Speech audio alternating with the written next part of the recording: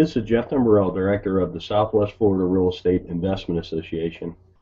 Here to talk about real-world real estate investing Part 1. This is going to be the first video in a longer series of videos. This mirrors presentations we have been doing in the Southwest Florida REIA for the last 3 months. Disclosure, we're sharing our own experiences and knowledge with you. Please do your own due diligence before utilizing anything here. This is not to be construed as investment advice, and you should seek competent counsel before trying this at home. In the past 3 years, we've assisted and advised and had ownership interests in several private equity entities that employed over $14 million in capital in the Florida market, which gave us not only unique insight as to the amount of business we've done, it also gave us some great insight into how institutionalized investors employ capital. Number one key to being successful is to understand what you're there to do. In my opinion, this is the most important thing.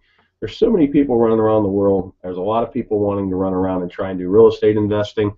They take courses, they read books, they go to meetings, but they really don't know what they're there to do. They really haven't spent that critical time understanding what you're here to do, what's your mission, what's your goals. I mean, without having any goals, it's hard to achieve any goals, if that makes any sense. From our experience, the clearer the plan you have, you will be able to operate with a margin of safety. And that's the key word in this business, a margin of safety, because the ones that survive, last, and grow true wealth are the ones that don't make mistakes or make mistakes that you can recover from. Investing in real estate. Investment is the purchase of an asset or an item with the hope that it will generate income or appreciate in the future and be sold at a higher price. Keyword, the future for investing. So what does that mean? The act of committing capital to an endeavor with the expectation of obtaining an additional income and or profit. That's what investing is. Something I've learned over the years is kind of like a narrative. It's a why in the road when you're talking to somebody that's in real estate. Are they a trader or are they an investor? Investors buy and hold. They get a return from the assets they own. Traders wholesale. Traders fix and flip. Nothing wrong with it. I do it. I've done it in the past. I'm trying to do it again today. I'm doing a marketing campaign as we speak, looking for contracts to wholesale. With that said, it's two different narratives and even two different valuation processes, investor versus trader. You need to recognize the difference between the two.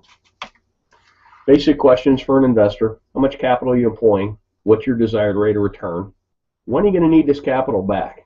And then what's your risk tolerance? Those 4 questions are how you determine what you're there to do.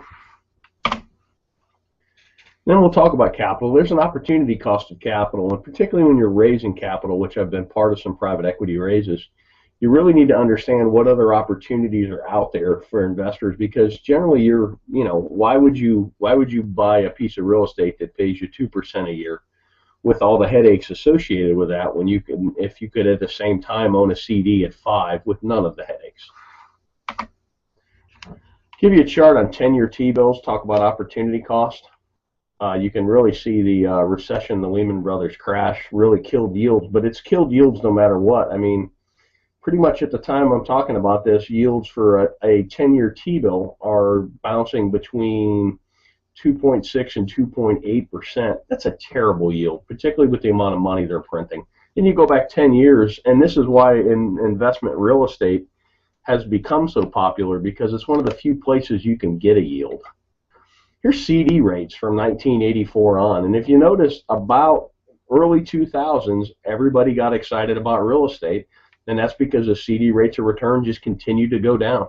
So right now, my God, on a 1-year CD, you're getting not even 1%. That makes real estate attractive, and that's something to watch as well. As CD rates and other rates on financial instruments go up, real estate may not appear as sexy, particularly to an investor who bought in the valley and bought right and has quite a bit of gain on the table. So opportunity costs in the real world. We already kind of talked about this. Most investors we know are looking for at least 6% a year. I know guys that are even looking for 15%, and that's a cash on cash, not an internal rate of return. That would be a whole nother video that could be a whole day's worth, understanding the difference between the two. But what here I'm talking about is a yearly cash on cash return. And you got to be mindful of unrealistic expectations. I've seen people that have pitched 30% returns, and I've seen investors that are looking for 30% returns. And it's really hard to do. There's a lot of randomness and a lot of happenstance, and you're going to lose a lot more than you're going to win when you're dialing up those kind of deals. Unrealistic returns can lead to bad decision making because you seem to be chasing the golden goose instead of chasing a stable investment that pays you to own it. Let's talk about risk tolerance. These are two great quotes by Warren Buffett. And risk tolerance is really age dependent and your financial situation dependent as well. But here's a great quote. Look at the market fluctuations as your friend rather than your enemy. Profit from folly rather than participate in it. And that's most real estate investors. You're supposed to be a contrarian. I kind of put the world in, you're either a salmon or you're a lemming. You're either running with the crowd or you're running against the crowd.